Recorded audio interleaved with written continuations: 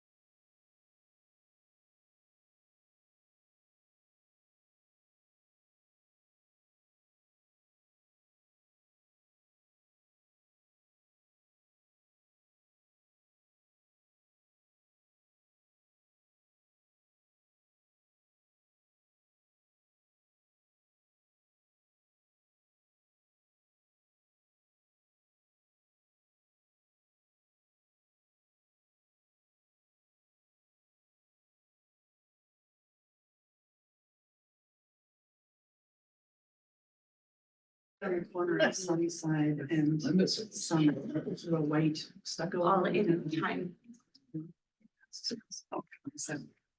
Oh, yeah. Okay, so welcome to the Tuesday, January 9th Historic Preservation Commission meeting. First, we're gonna start off with approval of minutes from the November 14th meeting because we did not meet in December and we don't have an actual copy of the minutes. I do have it pulled up on my phone if anybody needs to take a glance at it. I kind of looked at it before coming and it looks like as far as the roll call, everything was correct as far as who was in attendance during the meeting. One spelling mistake on page 4. I think the plaque is PLAQ.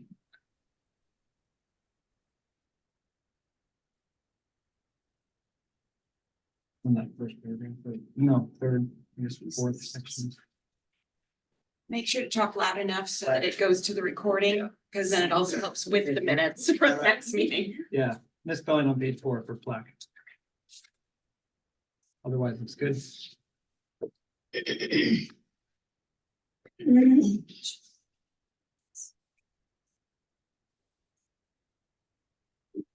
you have a motion to approve? Motion to approve the minutes from November 14th. Second. All those in favor? Aye. Aye. Anyone opposed? Okay. So that brings us to, we do have a public hearing for Bethany Lutheran Church, 407 Fairview. It is up for local historic nomination. So the purpose of this public hearing this evening is to determine if the structures and properties located at Bethany Lutheran Church, 407 Fairview Avenue should be designated as a historic site. And Mara is going to read the criteria for consideration of nomination as set forth in section 52.190 of the Historic Preservation Ordinance, so that those attending will have an understanding of the basis for determining the nomination. So before I get to that, just a reminder, because I know we've had some questions on this. The commission is acting as a body in order to nominate this. There are 3 options in our code under 52.180. A nomination can be made in a form that is submitted to the commission by an owner of record of the nominated property. You had that one at one of our last meetings a couple months ago for Marvin Court. You can act as a body, as we did with the Lestron Homes, and then as this is being done for this particular property, there's also a motion of council. So those are the 3 options that are set about in the code that give the ability for the commission to move forward with the nomination. The criteria for consideration of nomination are listed under 52.190. And I'm going to walk through those. Sorry, I was trying to move this over the text. Let's go back. There's a series of them, and you only have to have one of these in order to nominate a particular building or structure. Its character, interest, or value as part of the development, heritage, or cultural characteristics of the community, county, state, or country. Its overall setting and harmony as a collection of buildings, structures, objects, where the overall collection forms a unit. Its potential to be returned to an accurate historic appearance, regardless of alterations or insensitive treatment that can be demonstrated to be reversible. Its location as a site of a significant local, county, state, or national event. Its identification with a person or persons who significantly contributed to the development of the community, county, state, or country. Its embodiment of distinguished characteristics of an architectural type valuable for the study of a period type, method of construction, or use of indigenous materials.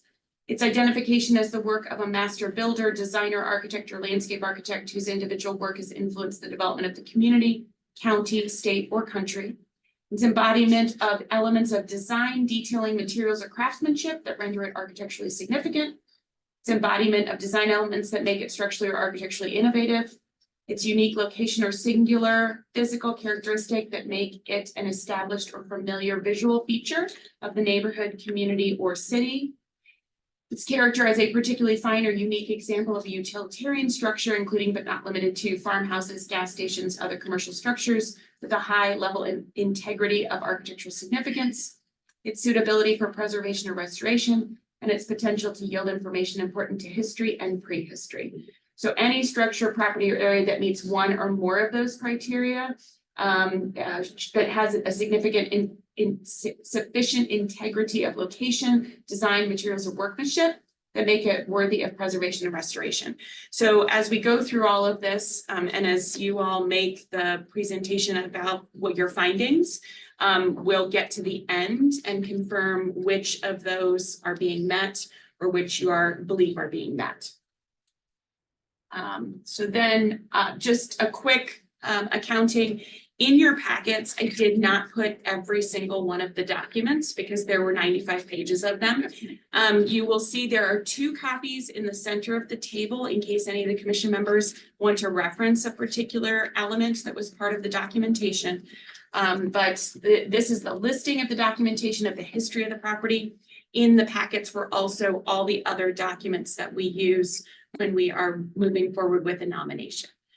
So I wanted to kind of leave it at that point with anything else that you wanted to move forward for commission members.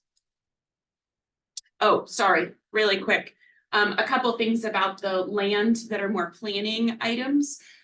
This is the Tuxedo Park plat from recorded with St. Louis County, June 4th of 1890. That original plat, Providence Fairview was actually used to be named Providence. And the property is highlighted in blue in this corner. And then of note, the way our zoning code works, by operation of law, as of September 20th, 1956, any properties that were under common ownership are deemed a single lot.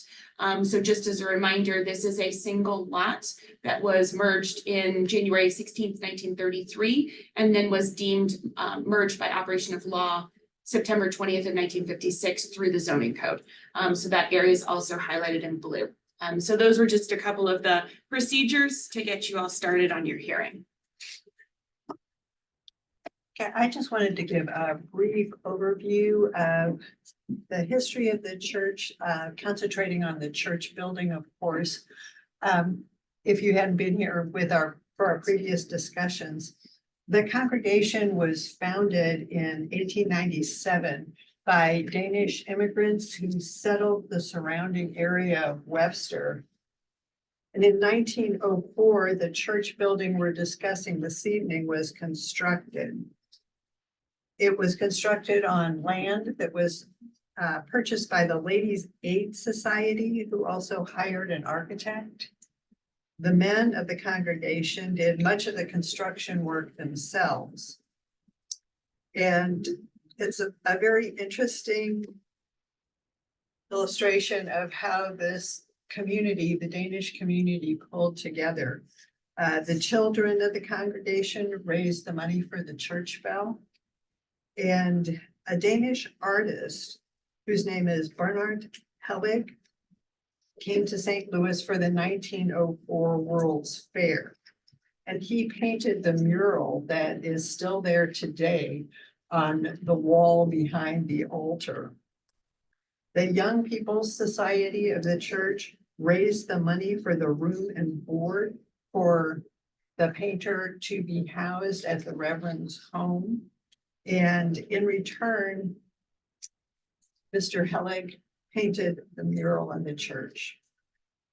And in 1930, the glass windows were installed, the various art glass windows, in memory of the founders of the congregation. And these are present and intact on the building today. A lot of the historical documents that we've reviewed were in Danish. So, we could kind of get the gist of what they were, but not too much of the text. The services at the church were held in Danish until 1926, when English was also introduced. And then it was all English after 1930. So you can see the front of the church there today. The fenestration is largely as it is currently. The covering over the porch entry there of the church has changed from a shed roof to a gable. But those early changes they do become historically significant in and of themselves over time. And when we get back to a more current photograph of the church, you'll be able to see that little change. And then also, this photo was of course taken before the stained glass windows were added above the front door. Here is one of the documents that we saw. We just copied the cover and some of the preliminary pages. These are the articles of incorporation and church constitution.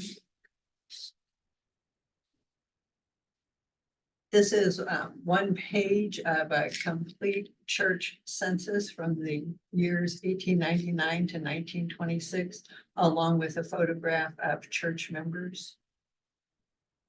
And we also had the anniversary programs from the 75th anniversary of the church, and they are fairly detailed about what was going on at the church and what was accomplished during that time. And then we also have the 100th anniversary program that is similarly detailed. And this was a list, a handwritten list of subscribers to the church. And it lists the name and the amount of money that each person gave for the construction of the church. We also found various interesting receipts for materials and services provided to the church. We found some construction bids, and we just copied a sampling, but there's quite a substantial amount of documentation, and especially fascinating are the receipts for the cornerstones. And of course, was built in 1904, and it has been recognized by the Webster Groves Historical Society as a century building. And this is a photograph of the carving of a Viking ship. This particular carving was done by Bonnie Rasmussen, a fine wood carver, and she is the descendant of one of the founders of the church. And Danish churches typically have a ship model as indication of their heritage as seafaring people. And there's some details there about the ship as well.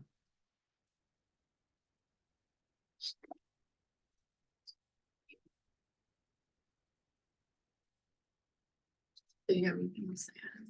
If anyone, Sue and Angela and Hillary and I reviewed the documentation. And if anybody has anything that they would like to add about anything they found particularly interesting in the documentation, I would certainly invite you to do so.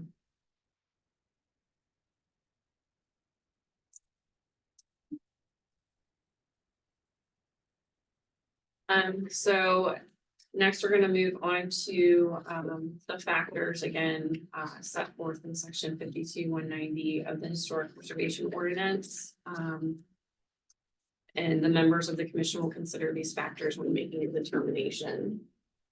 So obviously, previously Mara had gone over all of these bullets. The ones that are underlined, we have identified as pertaining to this property and designation. So the ones that we have currently recognized, and obviously commission members, if there are other ones in here that you feel should be recognized for this designation, please let us know.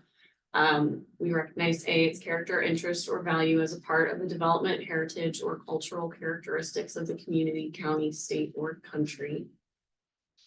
Its potential to be returned to an accurate historic appearance regardless of alterations or insensitive treatment that can be demonstrated to be reversible. Its identification with a person or persons who significantly contributed to the development of the community, county, state, or country. Its embodiment of distinguished characteristics of an architectural type valuable for the study of a period type, method of construction, or use of indigenous materials.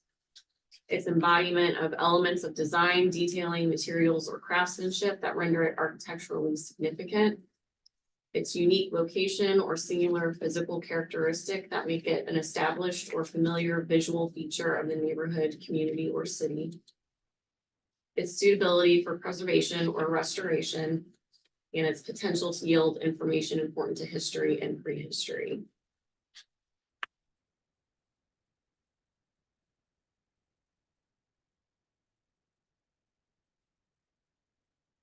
So obviously there are some that are not underlined. These were just the ones that we seemed most pertinent to the structure. And we only need one, that is correct. Does anyone feel like we need to add any, remove any? I think the selection that was made is suitable, and having done historic work for a long period of time, often buildings being nominated just based on one or two criteria. And it's wonderful that this beautiful building meets several of these criteria. That doesn't happen very often.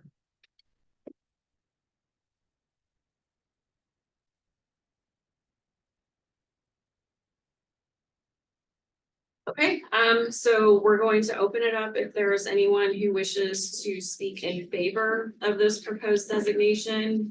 We do have several visitors present tonight, so if we can go one at a time, and just for the record, if you can state your name and your address. We want to do this. So usually you just, again, try not to repeat yourself. We don't do a time limit like we do in Planning Commission of 3 minutes, but we would ask, knowing how many people are here, that you state what you would like to put on the record. We do have 4 emails that were received. 2 were in the early packet, 2 more are at each of your spots that were emailed in prior to the hearing. So those are in the record already. So I guess if anybody is wanting to speak in favor, I guess if we can start over here, if you want to raise your hand and we can kind of. So I have a question. So are the comments that are being made tonight being recorded somewhere? They are. This is being recorded on Okay. Zoom, and it will also be, it gets recorded and will be available via YouTube for people to watch if they want to after the fact. Camera survey the room as people talk, or? The camera is it- does not survey the room. What I would ask is probably for people to come and stand at the end of the table. The 2 microphones here do pick up the sound very well, but they pick up better if you stand closer to the table. So. Good. I'm Gary Fleischer, and I'm an adjacent landowner. And I guess I find it interesting that the Bethany Lutheran Church is listed as 407. I believe the correct address is 401. And the parsonage is 407.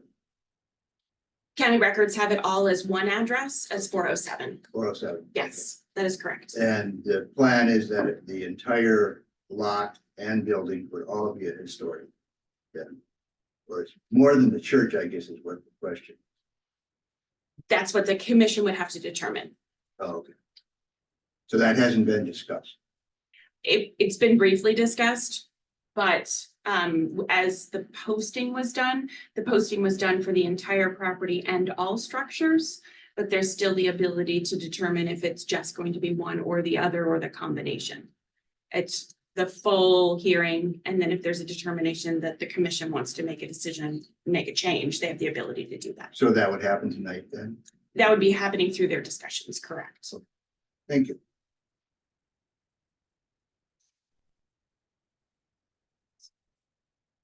Are you up?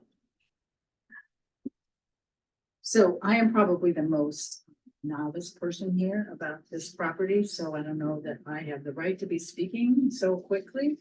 But I have been a Oh, resident. sorry, if you can state your name first. Oh, Sorry. my name is Peg Peterson, and I currently live at 819 Colebrook Drive.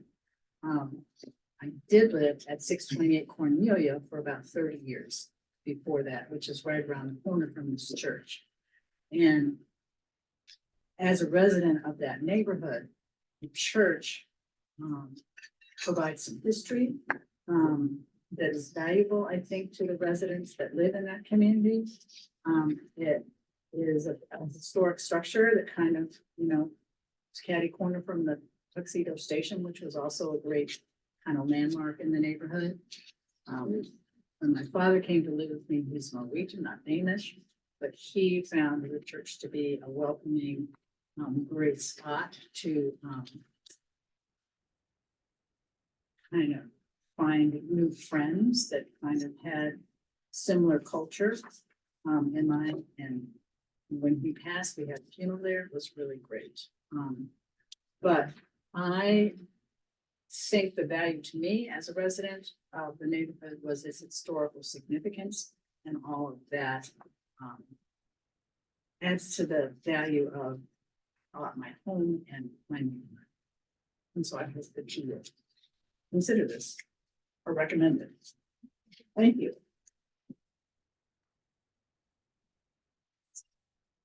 I think I'll say a little bit here. My name is Michael Springer. And I live at 3402 Antelope Drive in Waterloo, Illinois. H.N. Bach, one of the original founders, was my grandmother's father.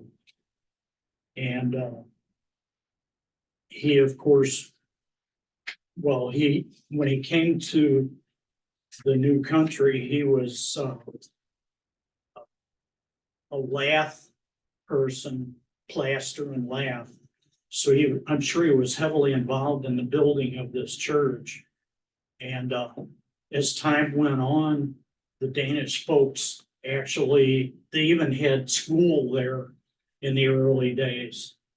My grandmother and her siblings also attended school there. So as to the historic significance, I just feel like that's such a beautiful structure, and that it's in a historic area of Webster, and that it significantly adds to the Tuxedo area there, and remains just a great thing for everyone to see and know about.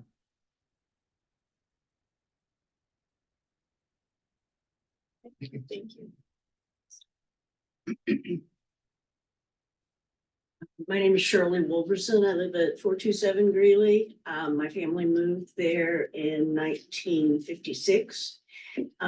Apparently I was surrounded by Danes and didn't know it as I was growing up. Mrs. Peterson up the street, who built her house about 2 doors up, I don't know when, Toffs behind me. Apparently all kinds of Danes around, but anyway. So that church has been there a long time in my memory. I'm back living in the house where I grew up after all these years, and just basically came to express my support for the historical designation. Thank you.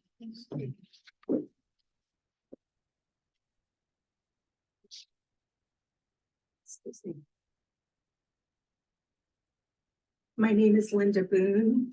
I live at 708 Brookridge Drive in Webster. I've lived in Webster all my life. I've worked in Webster all my life. I am Danish on my mother's side.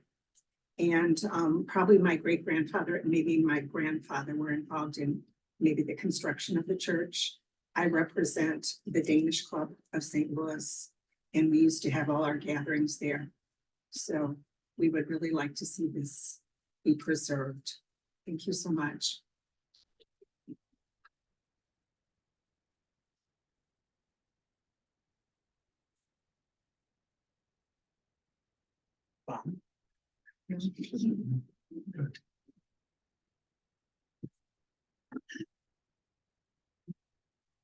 My name is Tracy Toft Downing. I've lived in Webster my whole life with a little stint in Kansas City after school, but and raised my kids here. I'm a 5th generation Webster resident, and my ancestors built this church and helped found this church. My dad and aunts and uncle went to this church and were confirmed there. So it runs deep in our blood, but, you know, I understand that the building structure, it could be architecturally significant, certainly it's historically significant. But emotionally, it's bedrock to Webster. I grew up my dad was Danish consul for the Queen of Denmark at the time of his death in 99. But what I always heard from him, he's my Danish side of the family, was just why he loved Webster. Because of its inclusion, you know, he would say things like Webster is Webster because when the gavel banged on Brown versus Board of Education, Webster integrated. And that was from a Dane. They didn't come here to be Danes apart from Webster. They came here because Webster was Webster and so beautiful. And I'm so grateful that you guys are considering this. Thank you.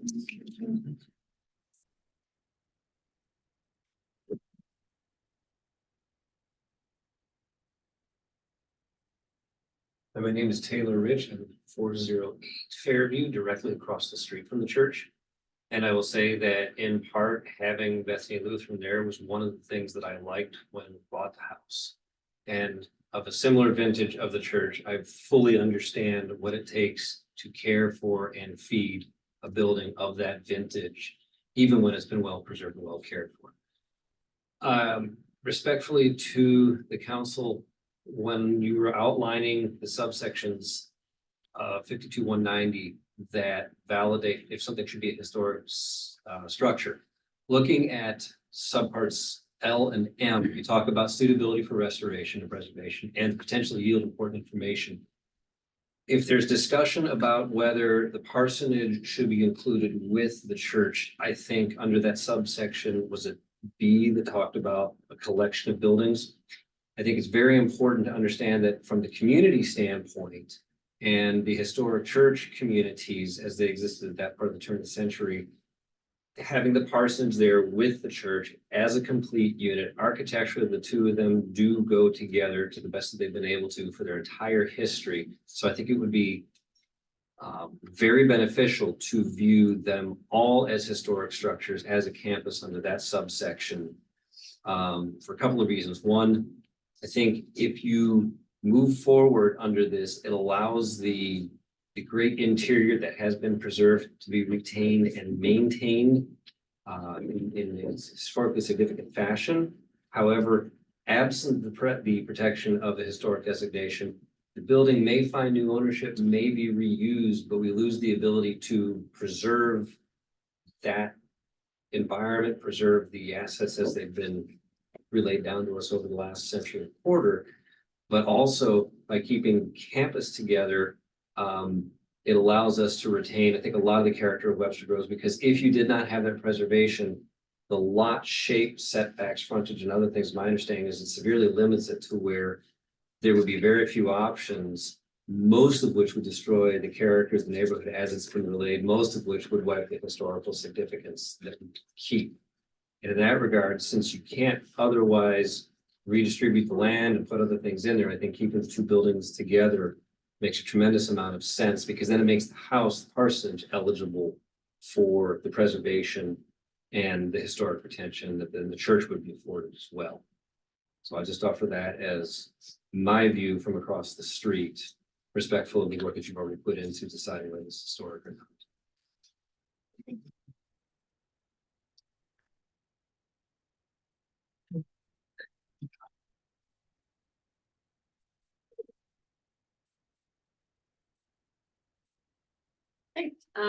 One more. Oh, sorry. Actually, my name is Michael Blaze. I'm an architect at the Tuxedo Park train station. I've been there for close to 30 years, not quite close. And I live on Newport and walk every day past this church for the past at least 25 years. It is a landmark in the community. I know of no other building taller and no other church in Tuxedo Park. I could be corrected, but I'm fairly sure that's it. And it's the tallest based on where it's located and just in height on its own of the steeple. It's definitely historically significant. It's a landmark.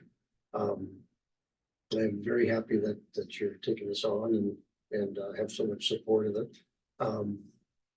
There, some of the issues I know it's covering asbestos right now, and that's best not just so it's, otherwise it becomes a very expensive task. I hope somebody actually finds a use of this building as a church again. I think that's its best use or reuse. As far as zoning, it's the easiest use. If someone were to find a way to purchase the property and somehow lease it to a church, but I think that's its best use, to remain as a church. That's my opinion, and I love the church. It's like I said, it's really part of my neighborhood. Just walking to it from church, from work, and in fact, there's been an owl sitting on top of the cross for the past few months. At the top of the steeple that's been hooting as I go by. Thank you. Thank you. I confirm and ask if there's anyone. Hi, my name is Jack Wu. I actually live in Chesterfield. I don't live here. I've taken a look at the church. My interest in it is to repurpose it possibly as a different religious building, Buddhism in particular. The Buddhist religion has repurposed many churches into temples, and they've kept the structure and the look of it. Actually, if you see a lot of temples, they look like churches from the inside and outside. You know, I don't live in the neighborhood, so all due respect to everybody here, I'd just like to speak on some of the things that I've seen while looking at the property. Yeah, it's a beautiful church. I think the church itself is structurally very sound and well maintained. And as somebody had pointed out, it does take a lot to maintain one of those. But from my point of view, I'm actually in real estate myself as an investor. I've bought and sold many properties, and I've taken a look at the additional building. And to me personally, that building is not very structurally sound, and it's not very useful for whatever its intended purposes might be. So for example, if it was a Buddhist temple, some nuns might live in there or some monks might treat it as a residence. But I'm not really sure. I really don't have a lot of information on how preservation goes. But when I look at that building and I look at how things are set up for the kitchen and the bathroom and how many bedrooms and things there are in there, it doesn't make a lot of sense. It's not very usable. And as I walk through the building, you know, it's an old building. It's not built as well as the church, in my opinion. And I foresee it having some problems moving forward, and anybody wanting to purchase it, not knowing much to do with it. So just my opinion is it's a drawback to people wanting to reinvest for whatever reason, whether it be a church or some other reason within the confines of the historical preservation. It would make it hard to do anything with that building, I think, to make it a residence. It's got one bathroom, but like 3 or 4 bedrooms. I don't know, maybe it can be used as an office, but like I said, it's just my opinion of it. I think the church is beautiful.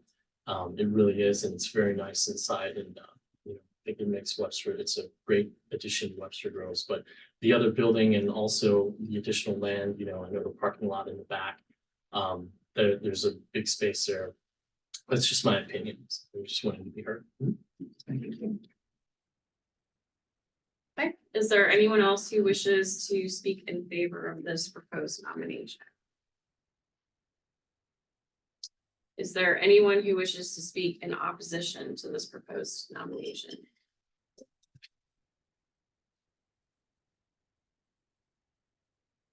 I saw We had a hand go hand up, raised. but a hand raised and then went away. You want to ask again and confirm? Oh, there we go.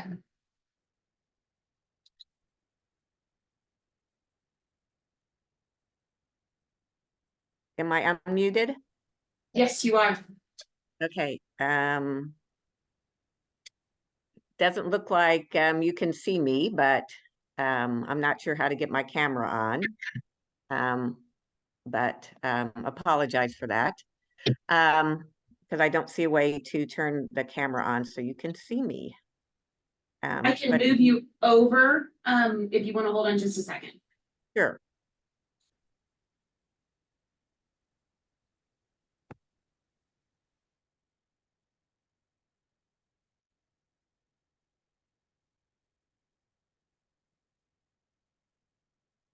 Should be able to, yes.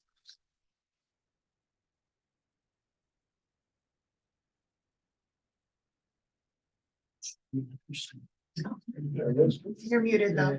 Okay, I think we're all good. Thank you very much. My name is Susan Candia.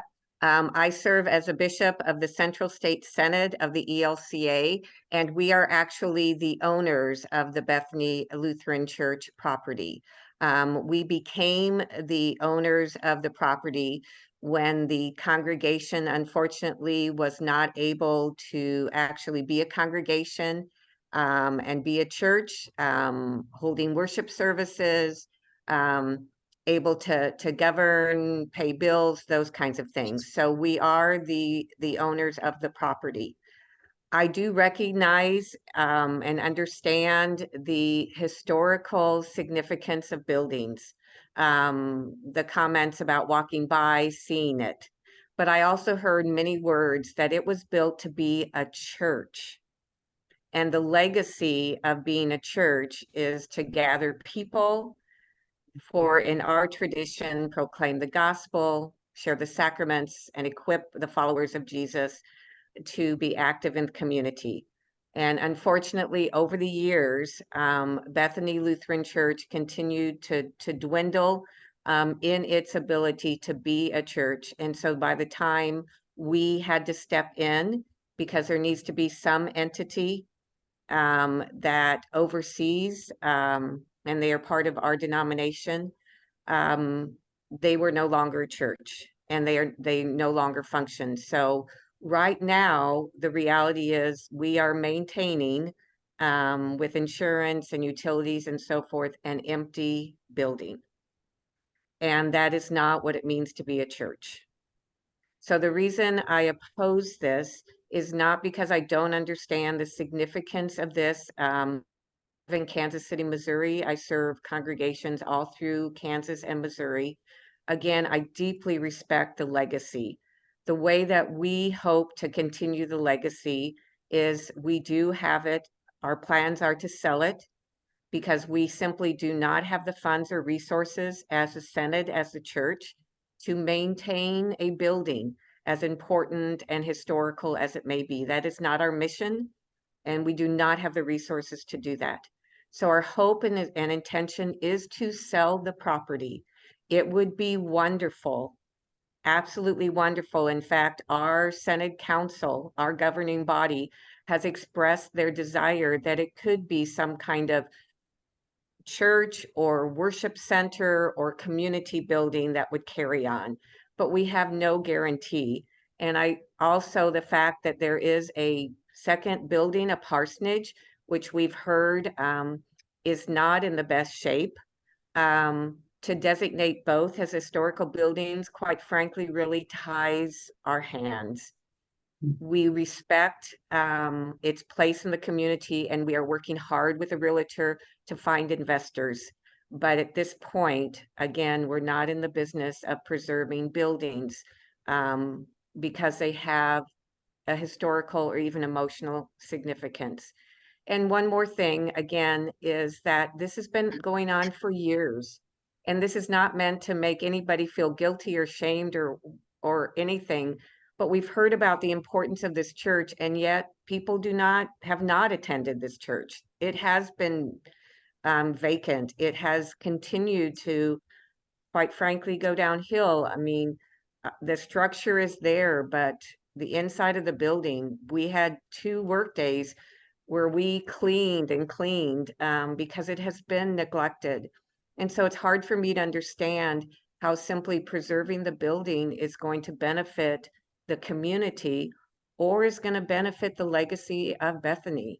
Our hope is that the proceeds from the sale of the property will be able to continue ministry in different ways, and that's the way that we see carrying on. So I just wanted to let you hear that perspective. Obviously, this is your decision, this commission, and we understand and respect the neighbors, and we truly, truly want to work with the community.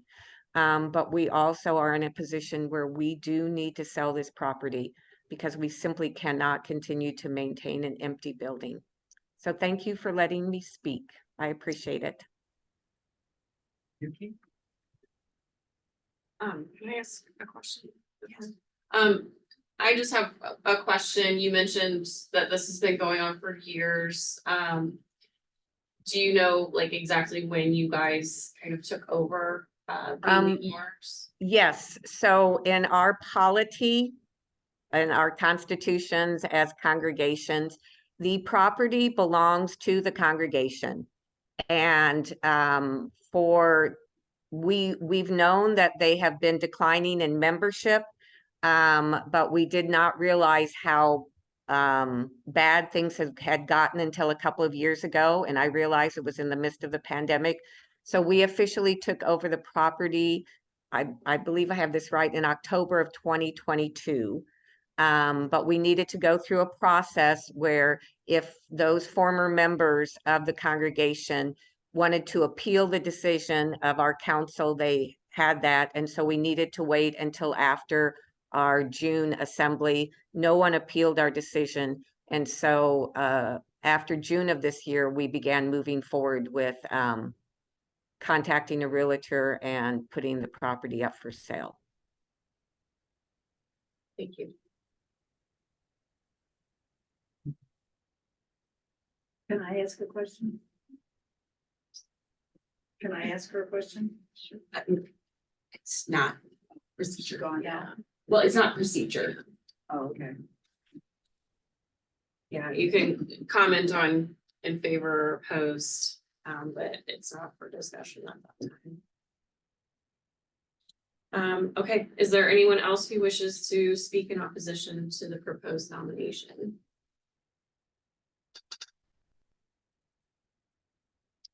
Okay. So at this time, we're going to close the public hearing. So all discussion beyond this point relative to this matter needs to be among the commission members only. Can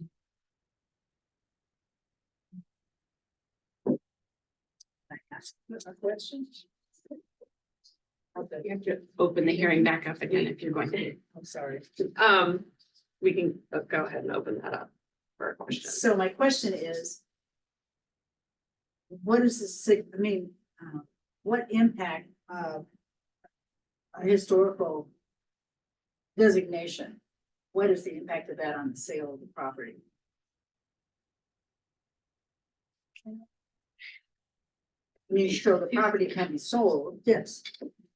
As a historic property, Correct. right? Yes, and it does not, it can be sold as an historic property. Whoever would purchase the property, the use of the property, whether it is a church or a bed and breakfast, or, but that would be up to the new owner. And then also they would have to work with the Planning and Zoning Commission if they were to repurpose the building. But it certainly can be sold as an historic property.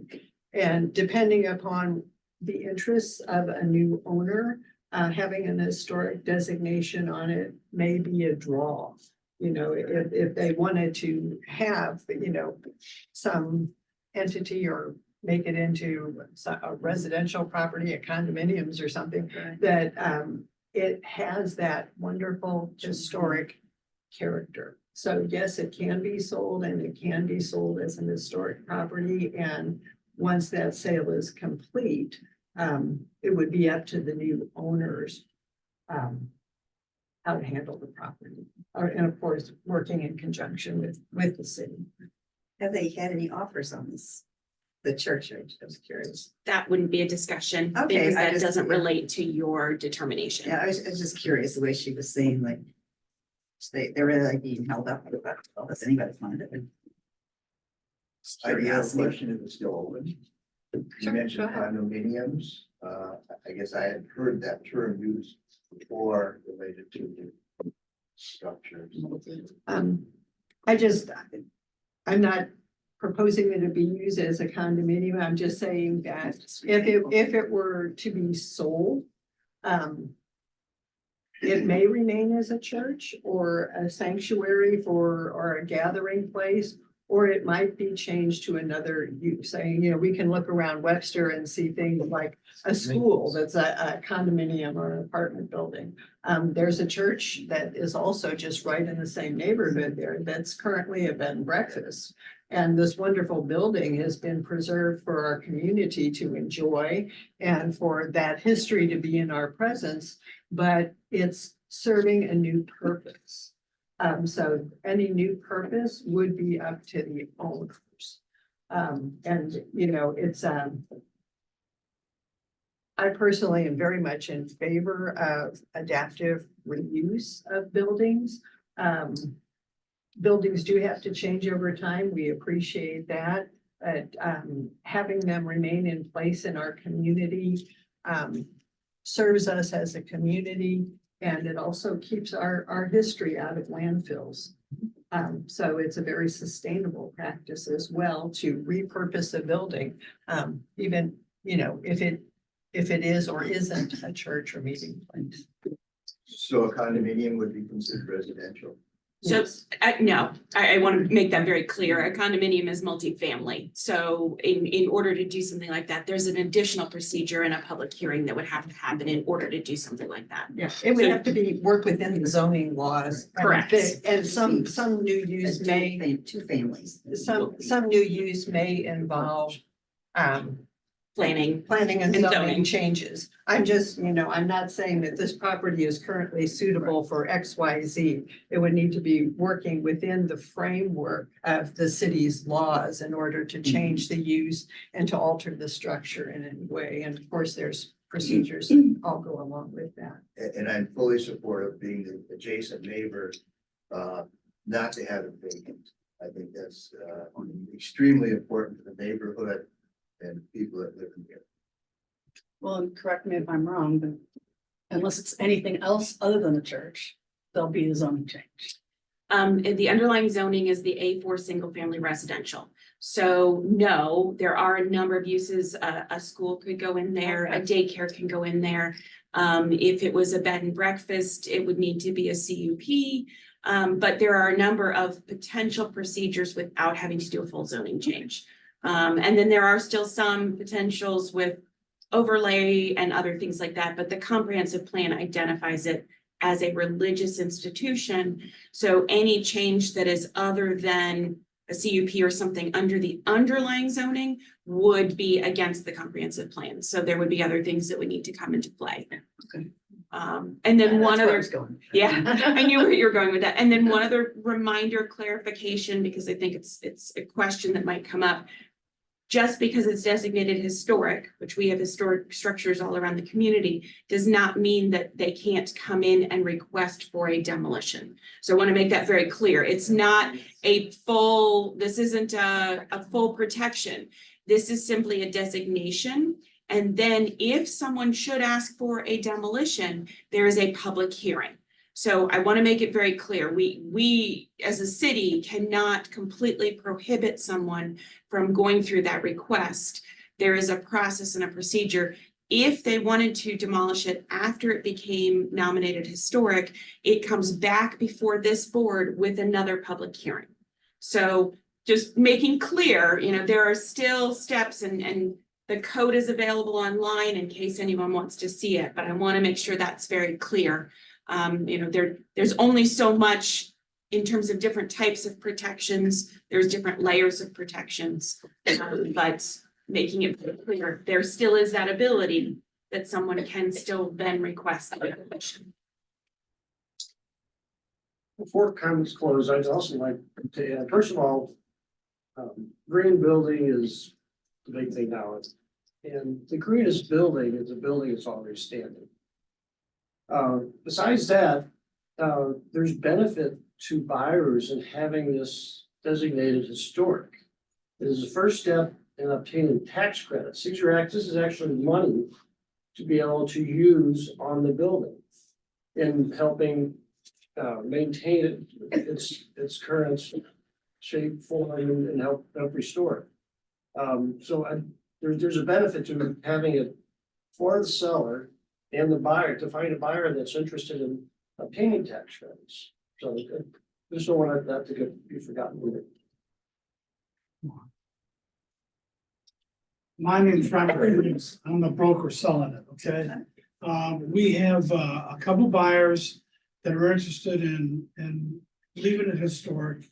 My number's on that sign. If you guys have any suggestions or any ideas, we're welcome to listen to them, okay? The idea is to keep it that way. The idea is not to knock down the structure and build 3 houses. That is not what we're trying to do, as the bishop said. But I felt I should introduce myself to you. So either I'm the good guy or the bad guy, but I'm the guy, okay? Would love to work with you. Like I said, I don't know if you guys know a gentleman named Brian Rolfing. But Brian's got a high interest in doing that project and keeping it historic. So, you know, if you guys have any suggestions, my name and number is on the sign. Please let me know. Okay. Excuse me. I'm sorry. My name is Janine Springer and I appreciate the open forum this evening.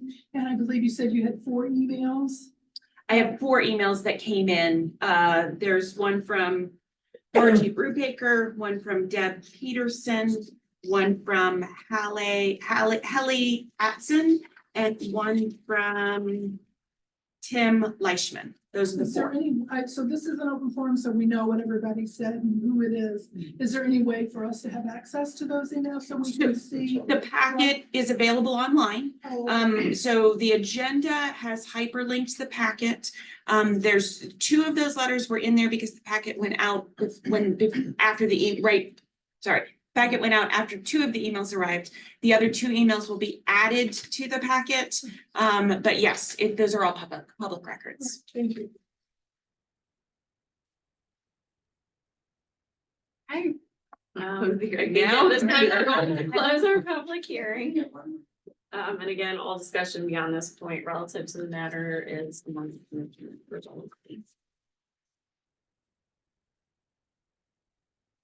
Okay,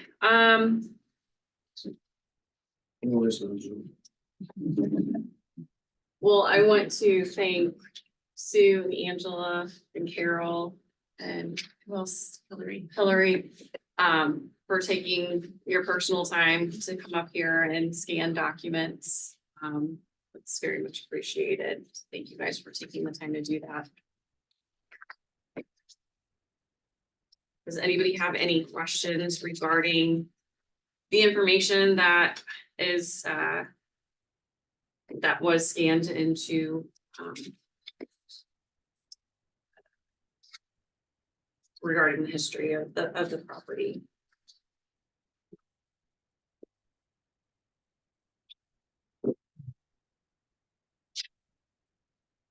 And I guess one of the things we need to discuss also is regarding the designation. Is it the church? Is it both the church and the parsonage? Do we have any separate information regarding the parsonage building? There's some information about when it was built and that, but there's not anything specific that I don't remember. I don't remember anything specific about that. I personally would be in favor of maintaining the campus. It is currently all one property. And you know, we heard various opinions tonight about whether or not that parsonage building is valuable or not. I think that keeping it as the 2 buildings together on the piece of property serves the whole property because it is for sale. We don't know who's going to buy it or what they want to do with it. And I'd hate to be second guessing, oh, well, if somebody does A, B, and C, they won't need that parsonage. We don't know that for sure. If somebody buys it and has a use that for some reason precludes the parsonage building, they are able to come to us and petition for demolition of just that one building. So I personally think, not knowing who's going to buy it or what the proposed use is going to be, that maintaining it as a campus and designating both structures would be the thing to do. And also, if it's not structurally sound, as it might, it sounds like it might not be, then that would be a reason, like we're gonna see 5 more after this public hearing. Those could be, there could be a sound argument. Yeah. The church itself, for that matter. Well, Most Webster Groves for that matter. Yeah. Don't come to my house. But that would all come out in any demolition request would need to have a structural report by someone who's actually reviewed the premises and Yeah. who's qualified to make such a report. Yeah. So, once again, that would be for us, I don't think, to determine here or now, since we really don't have a whole lot of information about that particular parsonage.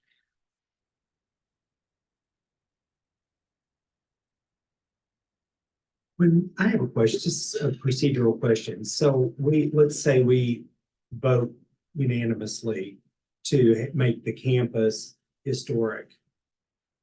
The owner can come to city council and present the very same arguments that were made today to you and your colleagues on council. So we're just recommending to the city council at this point. You're a body that recommends to the council, and then the council holds another public hearing Mhm. and makes their determination at the council Yeah. level. That is correct. And when would that be if we decided to do that? I put it on. Thank you. Depending on how the determination was tonight, whether you needed to extend the public hearing. If you do close the hearing and make a recommendation to move it forward to council, the public hearing at council would be Tuesday, February 6th. They have the possibility of doing a first and second reading that night if they close the hearing. The earliest it could get approved or moved forward would be, or voted on, would be Tuesday, February 20th, sorry, 26th or whatever, 20th. So that is a potential schedule. Thank you. The fast track. That's the fastest track that you can take. Laura, can you go back and pull up that aerial view of the?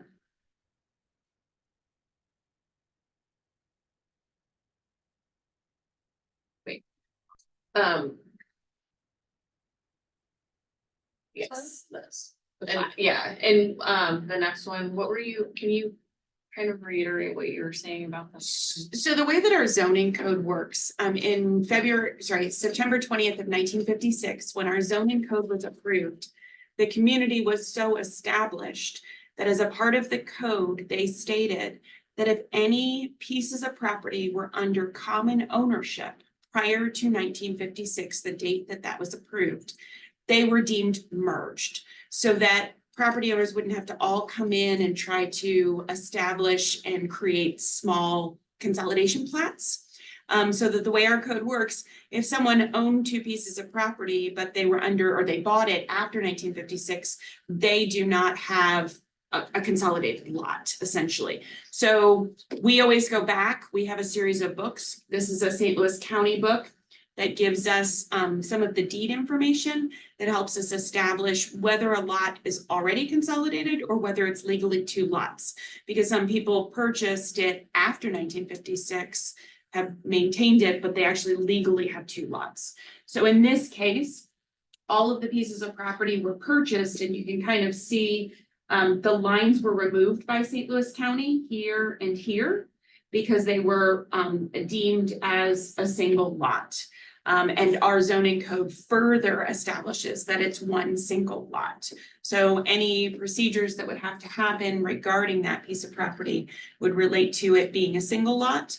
And anyone who wanted to do anything in any manner to separate that or split it into separate lots or do anything like that would have to go through a platting procedure to separate it. Laura, is there 3 properties on there? Is that?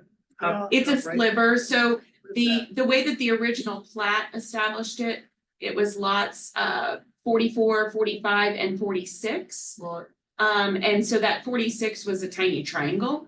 And so the original plat from 1890 identifies and shows the establishment of those three. And the book essentially stated, you know, this is lot 42 per the 1890 plat.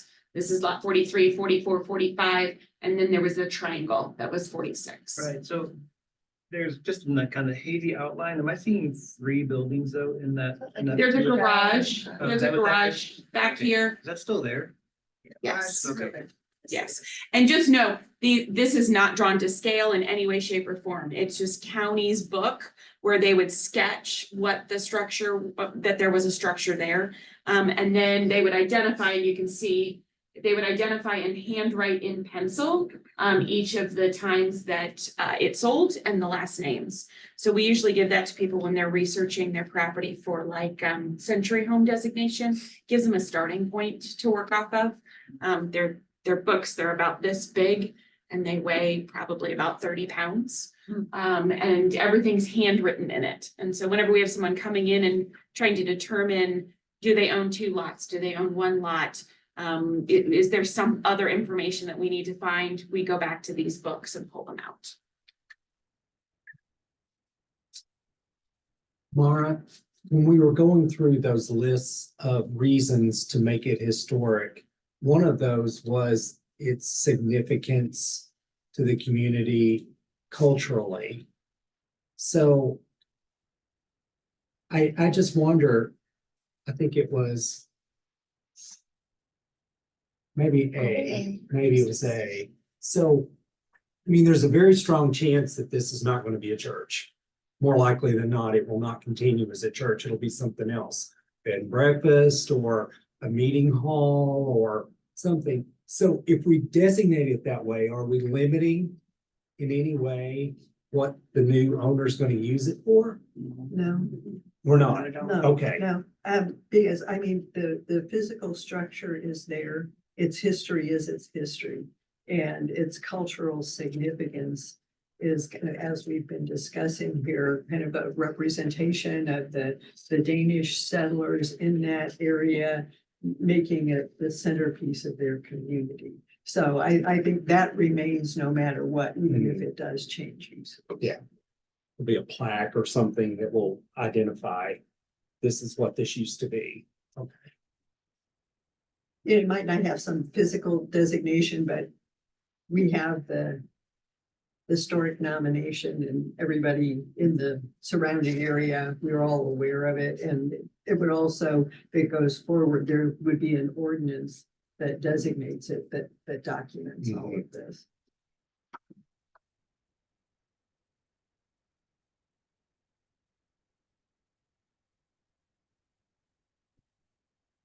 I guess I have a question with the garage structure on there. So if we would move forward with this as a whole unit, if somebody would say want to demolish that, it would still have to, anything on that property. Anything on that property, just like in any other historic district, if someone wants to demolish a garage or an accessory structure in a historic district, it comes here for a hearing. It's the one meeting and the hearing. And then if it's given approval, we issue demolition permits.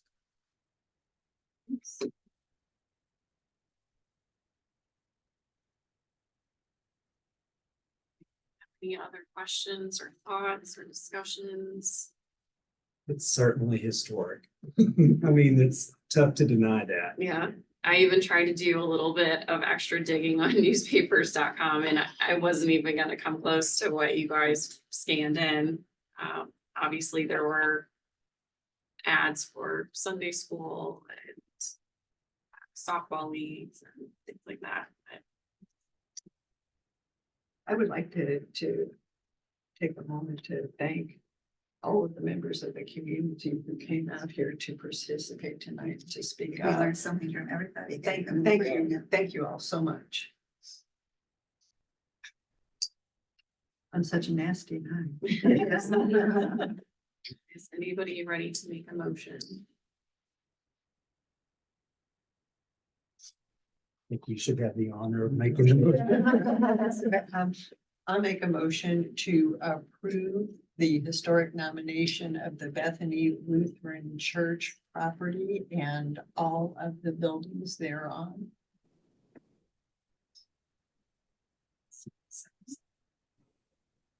Second, yeah. Do we need to go around individually? You don't technically have to go around individually. I will note, where is it, chat? Angela stated, I apologize, I need to sign off.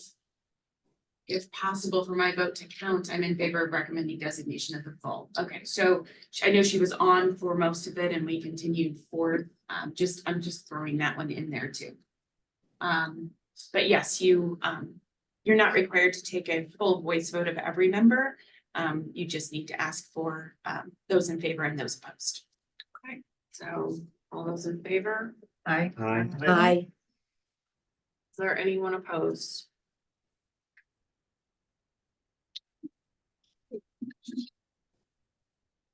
So just as a reminder, next steps would be a public hearing on Tuesday, February 6th before the city council. The city council meeting starts at 7:30 p.m. And it's across the hall in the council chambers. It is also available via Zoom. And comments are And welcome. comments are welcome. Just note at the council meeting, 3 minutes is the limit, for each speaker. Okay, so do we have any visitor comments regarding anything that is not on the agenda? Okay, so moving on to new business, obviously we have several demolition recommendations. 2 of them have been presented prior and have been held. First one is 12 Euclid Avenue. I unfortunately was not really able to find anything further regarding what I. Find something though about this? Well, we found. Was that not new? It wasn't new, Okay. yeah, I put the same Yeah. thing back in again. I mean, we've been able to determine that his mother lived there. Thank you. Oh, I need to get to, I have the tub. I can come and get it tomorrow. Okay. Yeah, I'll just come by your office. Great, thank you. Thank you so much. All of you. We have been able to determine that she lives there at the time that, you know, he went to war, and was drafted, but other than that, we haven't really been able to find much else. As far as like connection lived there. to both Ambrose and to Wilbert Hubbard. Right? No, we were focusing on Ambrose. Okay, because in here, it also has the Hubbard, so I was Hubbards, thinking that yes. might be 2.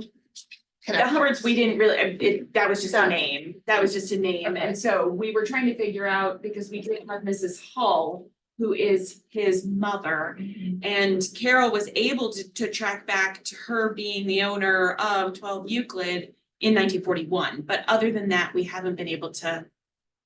Well, We did have his draft card, Yeah. which listed the address as his residence. The key question is, how much of him living there from the war on, or his mother living there, is enough to nominate it?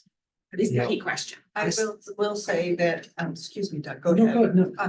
No, you. I went down to Ambrose School and they were very accommodating because I thought, well, you know, obviously you have to be a pretty impressive person to have a school named after you. And I went down there and they do have a commemorative book. God, you sent me that. And I took photographs of it, some of the pertinent pages that outline Walter Ambrose's career in the military, and then his career as an educator here in Webster. And there was some very touching stuff when the school was designated with Walter Ambrose name on it. There's a big sign out front that said, "Thank you, Mr. Ambrose, for always putting the kids first."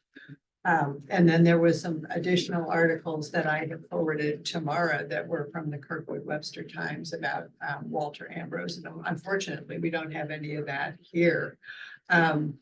We do have, I did look up that, we have that tax documentation that his mom lived there. We do know he was there at least when he was drafted, but regardless of how long she lived in that house, we really don't know how much of his life he spent there.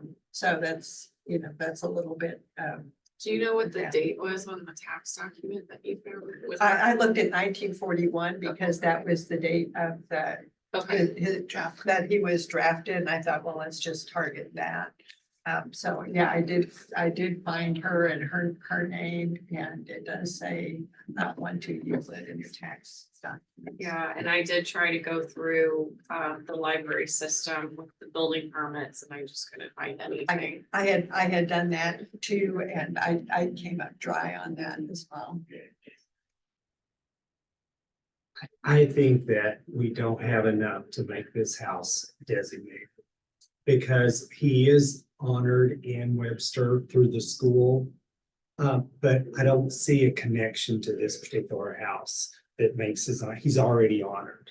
And so I just think that we've tried for months to make it work, and I think that it just doesn't. Do we know if there are plans?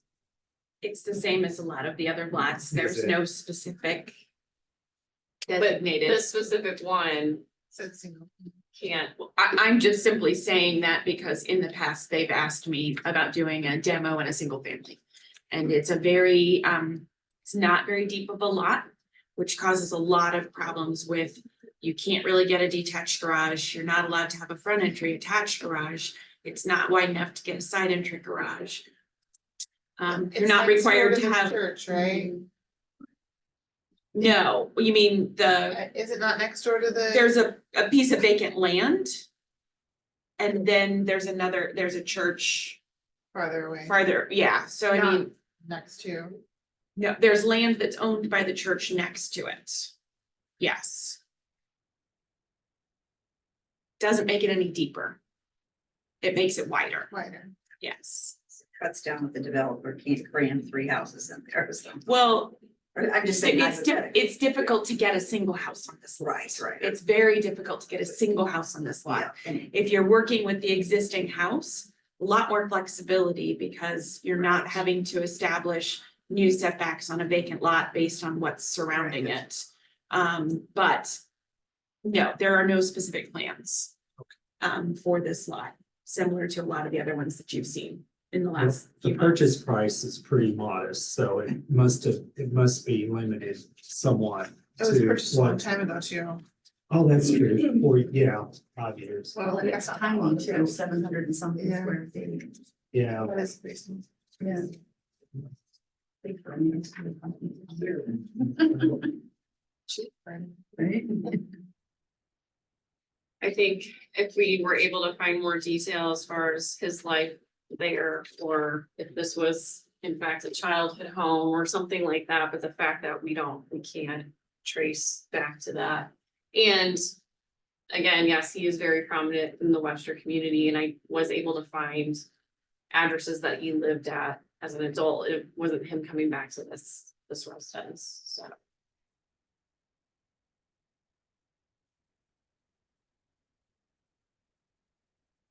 Anyone want to make a motion? Move we grant the request for demolition. Those in favor? So to make it easier on my staff, I need someone to actually say out loud that they're seconding it, so she can properly put the, Okay, so say that. I second. thank you. She'll have a hard time doing the minutes. Yeah. All those in favor? Aye. Is there anyone opposed? I think we can at least say we did due diligence. Yes. With the extra mile on that. I can say no. Okay, so the second property that was held is 3401 South Brentwood Boulevard. I tried to find everything I could on this building. I found a couple names, nothing significant popped out. And one thing I can maybe look at is a lot of houses in the area were moved in like the 1960s when they rerouted Deer Creek. And that house is from 1912. It's in a very strange spot as far as relocation of that. I just wonder if maybe it was one of those houses and if there's a way to find out where it could have been previously located. That's all I got. Everything else from that, all the addresses I tried on that didn't really show much. It's like, I would have a difficult time in, and I know where things are in my files. Yeah. I don't know if I'd be able to find any documentation on where it was moved from. Okay. Yeah.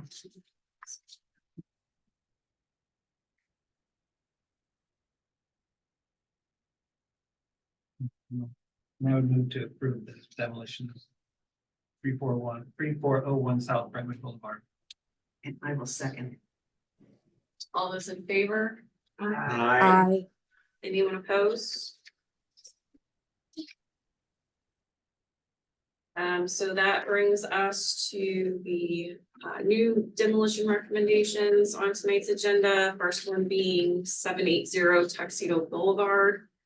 The existing single family dwelling was built in 1945. The city has no records pertaining to a historic property inventory sheet for the property. It has not been previously identified as an at-risk property that should be looked at for possible designation. And staff recommends approval of the request to demolish the existing single-family dwelling structure. Obviously, there's several photographs that were given. The interior's pretty rough. So do note there's also it was in court as a repair or demolish. As a problem property that had made its way to court, and then it changed owners. So it's the new owner that's requesting the demolition. Unfortunately, this was a casualty of a hoarding situation.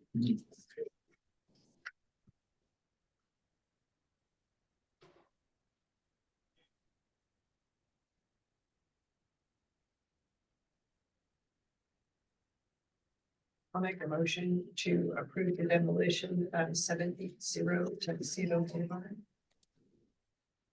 A second. All those in favor? Aye. Is there anyone opposed?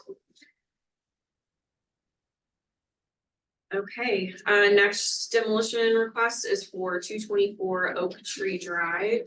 The existing single-family dwelling was built in 1922. Cities found no records pertaining to historic property inventory sheet. The property has not been previously identified as an at-risk property that should be looked at for possible designation. And staff recommends approval of the request to demolish the existing single-family dwelling structure.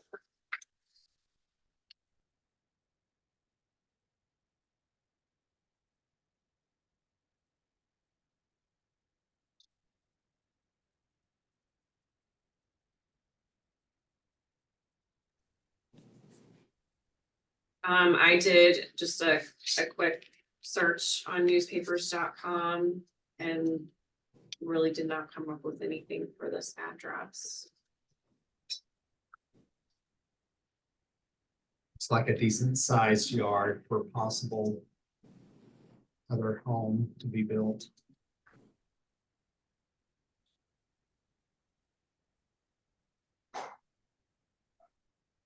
There's no really outstanding historic criteria or reason to believe that there might be some.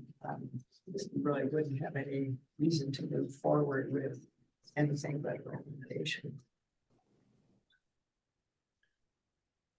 Sold for a pretty good price. 62. Yeah. Nice area. Yeah, Yeah. and that's basically the value of just the land, I suspect, because the house is gonna be. I have to say, it still amazes me sometimes. You know, this money that you pay, they just check directly, build it on. I like the windows. Do we have a motion? I move we approve the demolition of 224 Oak Tree Drive. Second. All those in favor? Aye. Aye. Is there anyone opposed?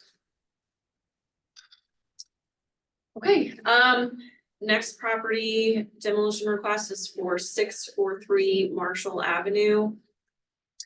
The existing single-family dwelling was built in 1903. City has found no records pertaining to a historic property inventory sheet for the subject property. It has not been previously identified as an at-risk property that should be looked at for possible designation. And staff recommends approval of the request to demolish the existing single-family dwelling structure. So I did look into this and I did find back in the early 1900s, there was a dentist office practicing out of this residence. I found several newspaper ads for that. The most interesting thing that I found in the 1940s, I found an article for a wedding that took place in the home. And the owner is a descendant of the Hawkins Sappington family. In fact, her brother, I believe it's James Sappington, was fighting in Pearl Harbor at the time. So I did find kind of some detailed information about that event that took place in the house and some of the people that attended and the owner of the property at that time. What I haven't looked into more is, I guess, where she falls on that family tree as far as a descendant.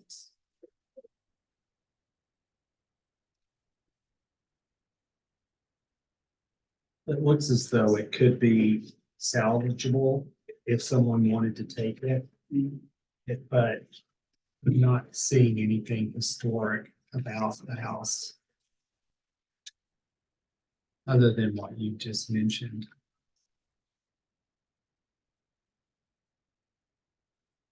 Did you feel like there might be sufficient information to give you more leads about that, or what was your sense of? I clipped the article that I found.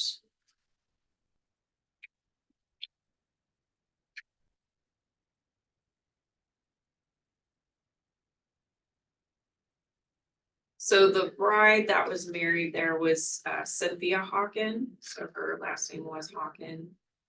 And it said was married at the house of her brother-in-law and sister. Their married last name was Buxton, but her sister was Hawken.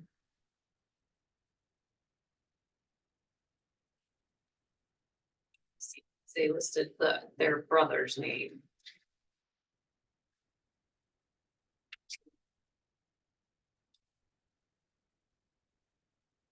So it said the bride, a daughter of the late Mr. and Mrs. Christopher M. Hawken.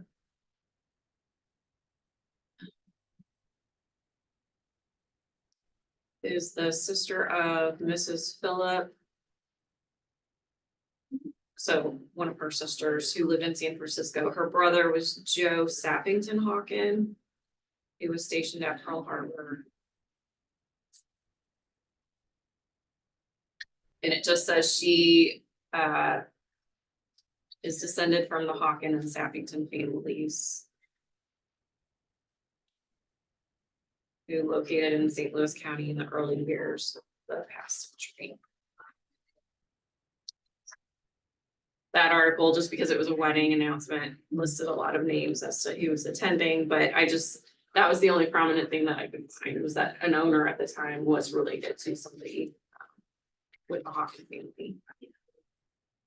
I mean, you could tell back in the 40s that house was loved, because I did find several articles about garden parties and things that took place in the trees on the property. So it is a shame to see something that could be potentially restored But again, we have to stick to our criteria. This is another one of those painful ones. Yeah, especially because it looks like it's structurally sound as well. Ouch. We can only do what we can do within the ordinance that we have. Right, even the structural consultant said it was fine. Looking at the interior, it seems like any characters that's stripped out of it, even the fireplace. Doesn't figure it out. Yeah, that light fixture was pretty darn good. You think? I thought it was. Yeah, I mean, it doesn't look bad to me. And look at some of, not all of them, but there's some of the original moldings are remaining around the Yeah. windows. But does it look to you like the floor has been opened up like those would have been rooms, because in 1903 or 4? Well, that, buildings do change over They do, time. right. Unfortunately, I don't think we have enough to designate this one, but there is some remaining historic fabric that's kind of nice. But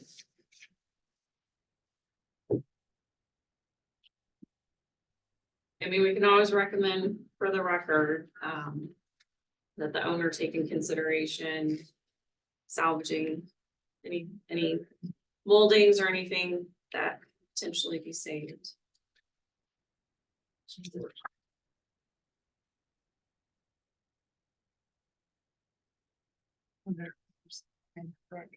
Yeah, right, yeah.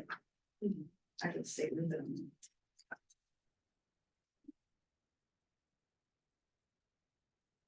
Anyone want to make a motion? I'll make a motion to approve the demolition request for 643 Marshall Avenue. I second. All those in favor? Aye. Is there anyone opposed? Okay, so the last demolition recommendation is a commercial building at 8717 Big Bend Boulevard. The existing commercial building was built in 1944, according to St. Louis County records. The date could be later because the properties were merged under 8715 and 8717. I did find an article that listed as 8715 and a half. The city found no records pertaining to a historic property inventory sheet for the subject property. It has not been previously identified as an at-risk property that should be looked at for possible designation.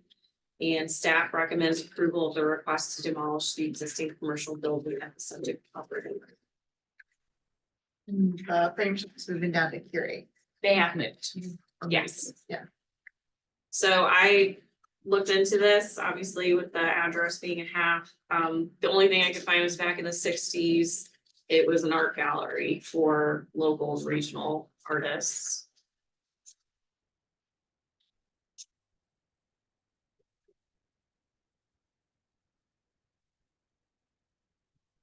Plan is intriguing. Yes. Nice to have a plan. It's nice to know that there is something happening. Right. With a particular piece of property. There's plan. Nice to have an ice cream shop. If anyone wants to know, the art gallery's name was the Talent House.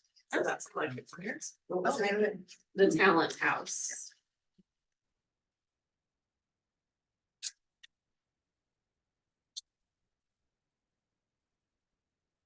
Well, I move that we approve the demolition of the commercial building at 8717 Big Bend. Second. All those in favor? Aye. Aye. Is there anyone opposed? No.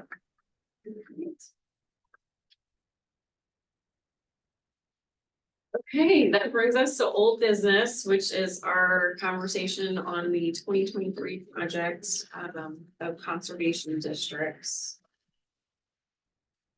Obviously, with not meeting last month and then having this public hearing process, I know I personally haven't really looked into much more with the conservation districts. Yeah, I haven't either because we've been occupied, which is good. All worthy causes.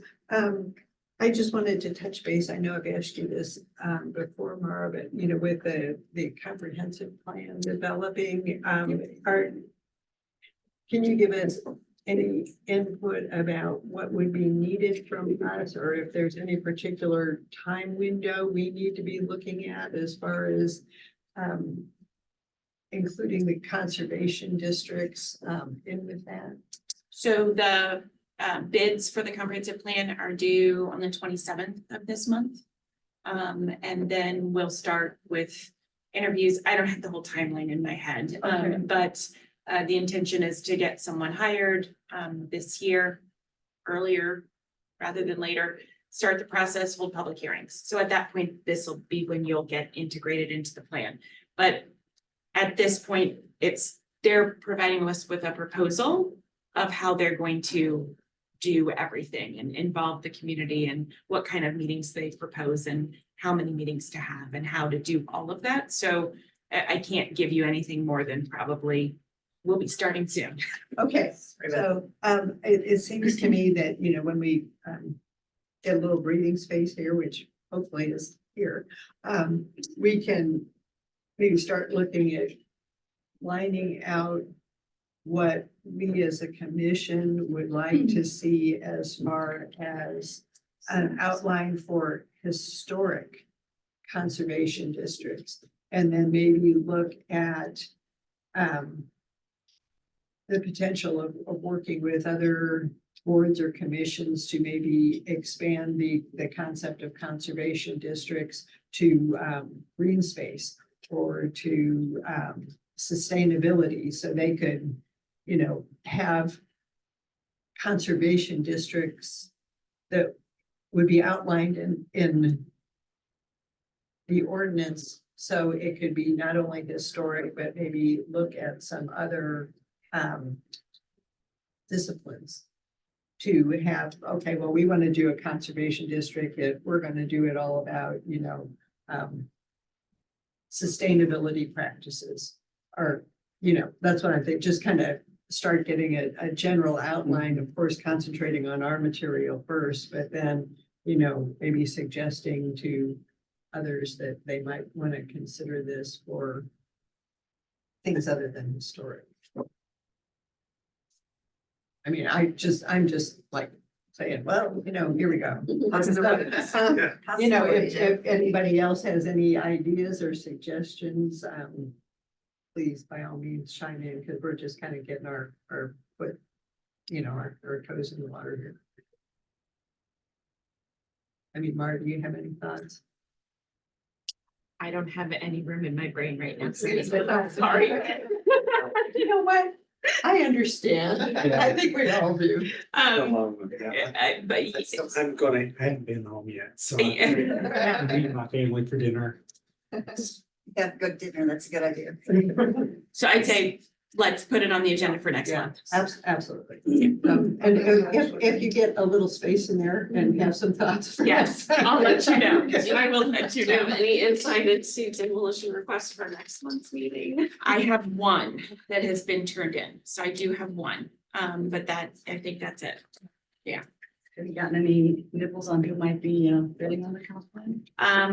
Our questions were due on Friday, where people had to get questions to me, and I had 3 different firms contact me with questions. None of them were ones I either know about or would have expected, so that was interesting. But I haven't even had time, because Board of Adjustment went till 8:15 last night. I haven't had time to even finish answering the questions to get them posted, which I have to do tomorrow at ASAP, because, yeah. Anyway, In your spare time? yeah, I'll be interested to see. yep, I will too. For council updates, I'll just keep it super brief. We've got the election coming up in April. There are 3 council seats that are out there. 3 people who turned in their packets. So we will have an election, but It's already decided. Yeah. Also on the ballot will be 10 changes to the city charter, none of which are particularly controversial. It's to like bring us into agreement with, state law and, things like that. So those will be on the ballot. And then Proposition W, which is the Destination WG Parks Fund, primarily for the pool, but with other parks related things as well. That's probably like the biggest thing that we'll be talking about over the next couple of months. But Can I ask about the safer streets or whatever the walkability? sure, you can ask. All I know is what I read in the Friday Funnies or whatever it Oh, is. the Friday, yeah. So is it, any idea about the location of the project, or is it gonna be spread around or? So we got a good size grant, but it's like a planning grant. And like demonstration projects and feasibility things and things like that. So I assume that that'll be kind of spread out, but no, I don't have any details on that. Works. The biggest like kind of street thing that is like already in progress, that grant is awesome, but the concrete plans that I know about is walkway along Elm from Glendale to Watson. They're putting in like a pedestrian / bike. Street, right? Yeah. Long stretch of road. Yeah, long stretch. So we got a big grant for that, and then the city's kicking in the cost sharing piece of that. That'll take a couple years to do. I'm sorry, you're talking about Crossroads. Yep. Yeah. That is also exciting. That's a county project though, right? At Big Bend and Elm. This is like sidewalk and bike, sidewalk and And a bike. Like a multi-use path? multi-use path. Thank you. I guess I haven't been. And along one side of Elm. I'm making sure I have the right street names because sometimes I mess it up, from Glendale to Watson. So that'll be. Oh, yes, I'm sorry, yes, yeah. So what was Crossroads? The Crossroads Business District received federal funding to match with county and us to redo the streetscape in the Crossroads Business District from Elm to the railroad tracks essentially. So new sidewalks, street lights, pedestrian crossing, different things. Safety. That's good. Yeah. I try to Yeah. walk the Schnucks. Oh, yeah. I think so. They'll probably do another one of those like road diets. I'm imagining maybe in part of If I that. remember correctly, so when I was the staff liaison, I helped them apply like 3 times in a row and we got denied. And then finally, after I got off, they got approved. So I don't know what the final, I don't know what the final thing was.